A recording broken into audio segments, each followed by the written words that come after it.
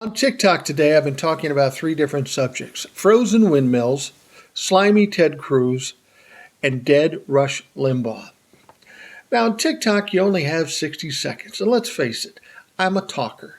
I can't get all my insights or thoughts out in 60 seconds.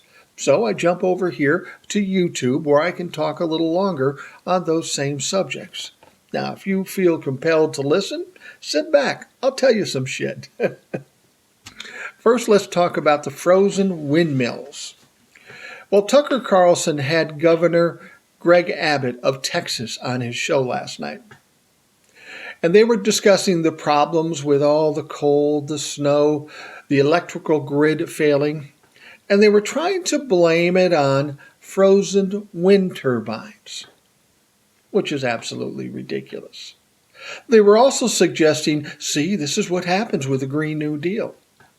Well, first of all, the Green New Deal doesn't even exist yet. It's something people talked about, so you can't blame it on that. And secondly, I'm going to tell you this. I live in a state where we have a lot of wind turbines, and all of last week was minus 20 degrees. I'm not talking below freezing. I'm talking below zero, and not once did a turbine freeze up, and we were never without power for even a minute. So your argument's got some problems.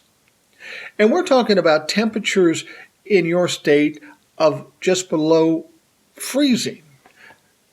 Let me tell you something. Where I live, if it's 30 degrees in February, that's a nice fucking day. That's shirt sleeves and shorts day. Now, I understand that Texas isn't used to this sort of thing. They don't have the resources. They don't have salt. They don't have plows. They don't have all of that. And that makes it difficult. And I feel bad for the people that are struggling with it, whether they are Democrat or Republican. But when we're talking about you being out of power, here's the real problem. This country has two main electrical grids. They cover 49 states. All those 49 states doing just fine. Some, many, much colder and much snowier than you. The problem you're having is because you're the only state in the union, because Texas is special, that has a shitty little privatized grid run by greedy rich fucks who are just trying to make money and save money by not giving you the service you deserve.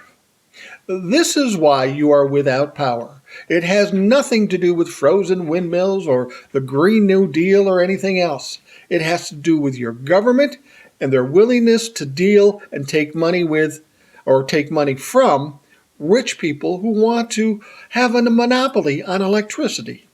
So what happens? In the end, when you have to count on them, you get screwed. You suffer. You suffer pain.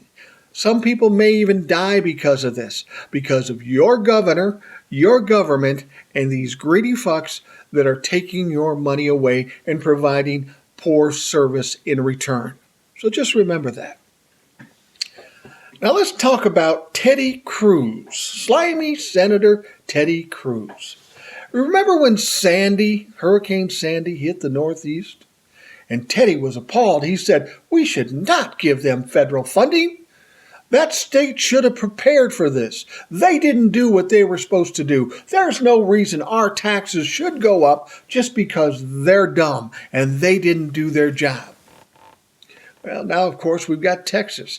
They got a little snow. And when I say a little snow, I mean a little snow. They got 4 to 6 inches. That's a lot for Texas, granted. But here where I'm at, that ain't shit. That's about a half-hour delay, and tomorrow everything's fine. But now Teddy is crying and whining. We need money down here. We have people struggling and suffering. We need money. The people in Sandy didn't need shit because they were too stupid to prepare themselves. But you need money. But you didn't prepare yourself either. You set yourself up, the state of Texas, on a shitty little privatized grid that couldn't handle it in extreme conditions. You didn't prepare. But I got good news for you, Ted. Here's the deal. Sandy got their help. Texas will get their help. And the reason Texas will get their help is because Joe Biden and the Democrats aren't pieces of shit like you and the Republicans. Thank God for that for you, that we have people that are decent, that aren't vengeful, that aren't selfish, that aren't greedy, willing to protect you in spite of the fact that you've attacked them, tried to secede from the Union, and tried to suggest that the presidential election was a fake. Yeah, you're lucky on this. Lastly, Rush Limbaugh is dead at 70. He'd been struggling with cancer for a long time. We knew it was going to come. Now, I'll be honest. I listened to Rush Limbaugh when I was a younger man starting in the radio business. And I was amazed how this guy could just step out away from establishment, start something on his own, and build something so big so fast. As a young radio guy, I was amazed by that, and I wanted to hear what he was doing. Well, over time, he got radicalized.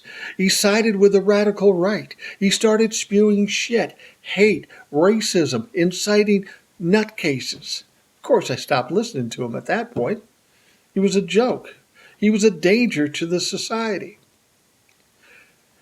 Now, this guy flourished for years. He made a lot of money off being Rush Limbaugh and a simple radio program. And again, as a businessman, respect.